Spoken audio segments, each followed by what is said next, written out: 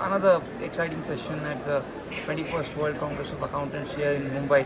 The agenda of this Congress has been all about climate action, sustainability, and a lot of people would ask what exactly the accountants got to do with sustainability reporting, climate action.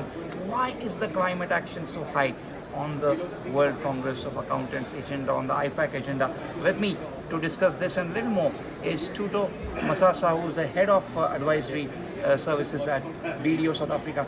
Thanks so much for taking out your time and speaking to us at Taxsutra. I think, Thuto, what everyone wants to know is what exactly is the contribution of accountants in this area, and what did the panel have to say? Well, thank you very much for this particular opportunity. I have to start and say, if we look at the role of an accountant in an economy, the role of an accountant in the markets, it's very important. If you look at what we do in driving the numbers and showing those numbers. So equally so with the advent of non-financial information, which is becoming increasingly important, in terms of the operating environment that we operate in. So we can no longer divorce just the numbers of an organization from the environment that it operates in. So climate becomes important to then say, what are the risks that climate has on an organization in the future or even in the short term? What are basically the risks that could pertain to an organization if the social matters are not taken care of or within the context of your operating environment? So the governance structures as well. How well are those governance structures? Because then you know the stability of an organization. So the ESG matters that we've been discussing earlier on today really is how do we get accountants to play a really crucial role now? And certainly accountants can. Why? Because we already understand an environment of a business. We already understand basically the markets, and also the public trusts us with that. They understand that we understand the standards, and we understand how to bring about trust to the market. So certainly accountants are going to really get, I think, a lion's share of what is happening now, but only if we are ready. So we've got to bring the training, we've got to open our minds a little bit more. And I think, this thing it's not so clear. I kept saying in our panel today that, we're building this bus as we are driving it. It's uncomfortable for some other people, and some people are used to that instability, so let's get on with it. But it's just understanding that the bus is not perfect as it's driving. A lot of our viewers would want to know, is ESG mere academic? If not, then how would you, describe ESG in very simple terms? Sure. What does it mean for the viewers who are watching it, who are stakeholders of the financial statements, who are investors, stakeholders, readers of financial statements? I was actually giving an example earlier on. It's no longer an academic issue, unfortunately. So personally, in South Africa, I've got a client in the mining space. It's a junior mine. They are mining manganese from South Africa.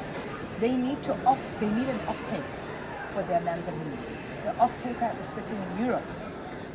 They need capital in order for them to mine. As you know, mining is capital intensive. So they need money, and we raise that money sitting between America and Europe. So we've got two jurisdictions that are now starting to legislate and say this is becoming imperative for everybody in order to protect the planet. So they have pushed down regulation on their end. What does that mean for my client sitting in Africa? It means that they can actually not operate because the off-taker is sitting in Europe. And it means that they cannot necessarily raise capital because those capital owners are sitting in those jurisdictions where regulation is coming fast and it's coming hard. So when we talk about whether it's really an academic exercise, it's no longer an academic exercise because of the issue of value chains. Those value chains, we're starting to see them world over, and everybody is being impacted because questions are coming from various jurisdictions. So it's far from academic from now on, and not from now on, it has always not been academic. And also if we look at the impact, and I'll speak from an African perspective, in South Africa we had floods that displaced people. You had now in Pakistan, you had the hurricane in Florida. Absolutely. So what is that telling us? There's something not right for the environment, right?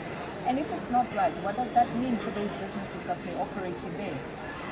The going concern of those businesses is a bit wobbly. Did those business owners see it? The answer is probably no. They didn't. Or did see the that insurance company see it? Exactly, both, you know.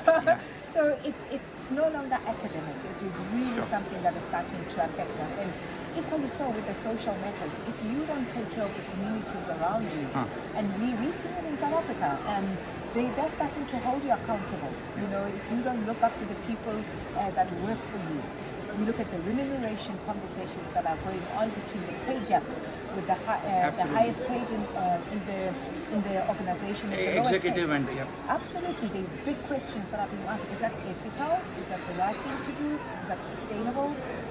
one question, Thuto, and that is about the integrated thinking as an accountant you talked about. And you think the accountants who traditionally been taught numbers and were expert in that area, you think ESG many times may not be just about quantity, it could also be about quality. So you think we are ready for it as an accountant profession?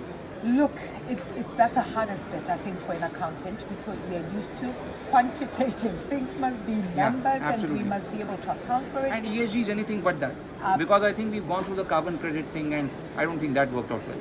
Look, we're starting to actually have quantitative data. If we look at, carbon accounting itself, or greenhouse gases accounting. So we look at the way that we're starting to measure Scope 1, Scope 2, and Scope 3 emissions. There is now actually quantitative data that is coming out. Is it perfect? Not yet.